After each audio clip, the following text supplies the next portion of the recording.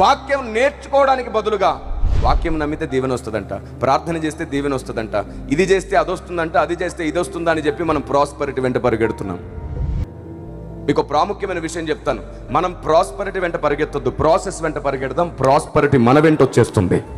Prosperity మన వెంట పరిగెత్తుకొచ్చేటట్లు చేస్తాడు దేవుడు. మనకు ప్రాస్పరిటీ కావాలి, మనకు దీవెనలు కావాలి. మనం శరీరంతో ఉన్నాం, మనం బలహీనులం. ఆయనకు తెలుసు మనం మట్టివారమని ఆయన జ్ఞాపకం చేసుకొనుచున్నాడు అని ఉంది బైబిల్లో. మనం మట్టివారము, వట్టివారమని ఆయనకు తెలుసు. ఈ భూమి మీద పనిచేస్తున్నటువంటి భయంకరమైనటువంటి చీకటి శక్తులతో పోరాడలేనంత బలహీనులమని తెలుసు ఆయన. అందుకే పరిశుద్ధాత్మని ఆయన మనకు తోడుగా ఇచ్చాడు.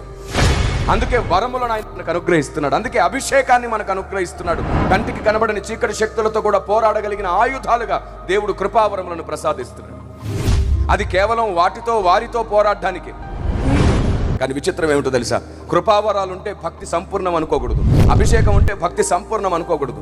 భక్తి కృపావరాలతో అభిషేకంతో సంపూర్ణం అవ్వదు. దేవుని ఆలోచన విధానం, దేవుని చిత్తానుసారమైన మర్మము నీకు అర్థమైతే ఆ రోజు నీ భక్తి ఈ భూమి మీద సంపూర్ణమవుతుంది.